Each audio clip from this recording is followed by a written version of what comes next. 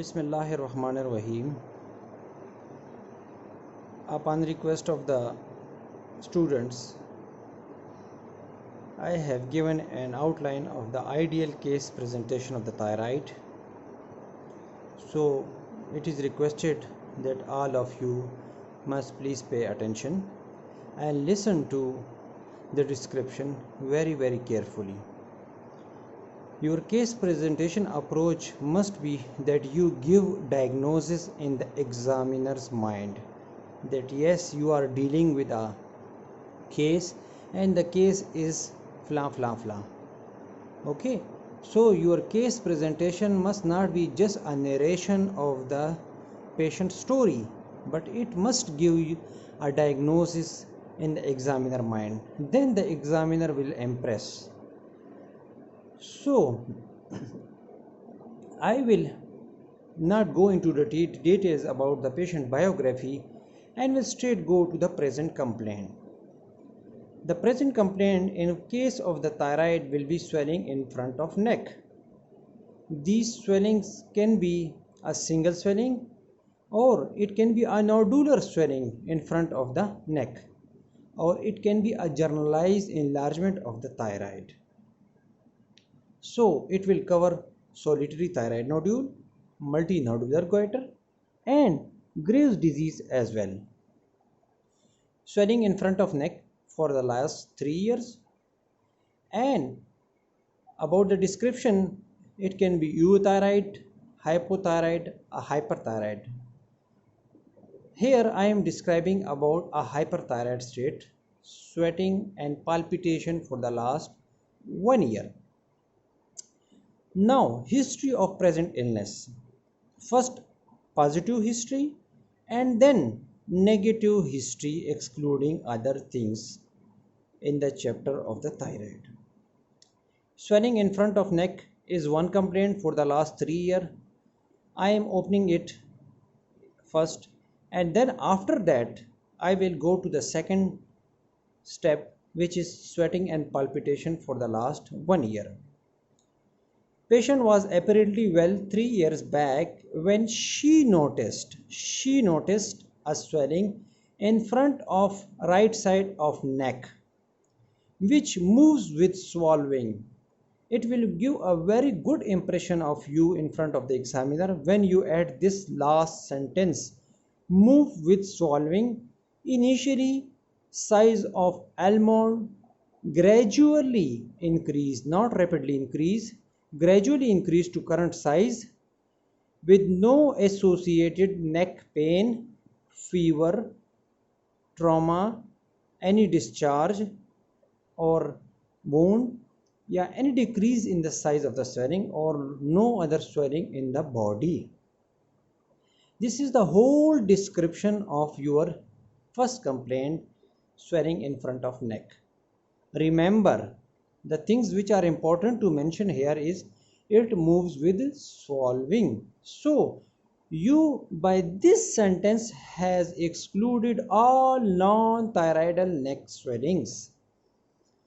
Patient has no complaint of compressive symptoms like difficulty in deglutition, hoarseness of voice, dysphagia, and so far thyroid function test, ultrasound of the neck, needle test has been done with no CT scan done so far or any thyroid scan. You can include that or exclude that, but it will give a very good impression.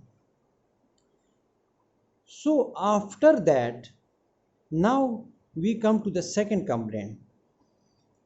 In second complaint, sweating and palpitation for the last 1 year. In this I will try to put in the examiner mind that I am dealing with secondary thyrotoxicosis. So I will exclude primary toxicosis. At the same time I will exclude hypothyroidism. Patient has sweating and palpitation for the last 1 year associated with heat intolerance, no loss of appetite but loss of weight present and diarrhea, but no menstrual problem, no sleep disturbance, nervousness, tremors ankle ankle swelling or eye symptoms. Patient is taking anti-thyroid medication and Enrol and is well controlled now. So in these three sentences, I have covered the whole dilemma of thyrotoxicosis. It will be very difficult for the student who has just started studying to get all these points, but it is very fruitful for the student who has studied the chapters of the thyroid for 2 3 months. Then he can easily understand what I am talking about. So but at present you must remember all these points in your mind. Now negative history. See, I will exclude metastatic history, systemic history, but at the same time I will exclude the differential diagnosis.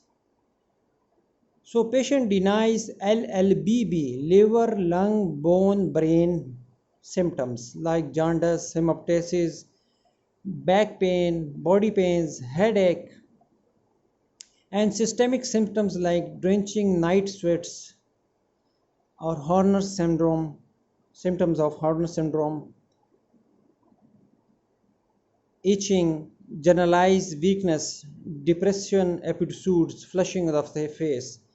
So in these three sentences, I have excluded metastatic history as well as pheochromocytoma, lymphoma, TB, parathyroid, uh, hyperparathyroidism, and carcinoid syndrome. Now, in the past history, patient is non-diabetic, non-hypertensive, very important to start with. No previous hospitalization, transfusion or related reactions. Thyroid or other operation under GA means it is not a recurrent problem. Exposure to radiation for papillary risk factor or radiotherapy given. Other comorbidities like renal stones, CVA, CVS, autoimmune problems. Very important. Please, you must keep learn all these points by heart. After that, personal history. Always start with patient is non-smoker, non-alcoholic, consumes normal goitrogens and optimum iodized salt intake. Patient is non-pregnant, non-lactational, no similar swelling in puberty and normal bladder habits. Bowel habits I have already discussed. She has diarrhea, so it's not needed to mention here again. Family history. Parents alive, no chronic illnesses or thyroid diseases in families, no MEN related malignancies in first degree relatives. Childhood history can be included in that as well, is normal.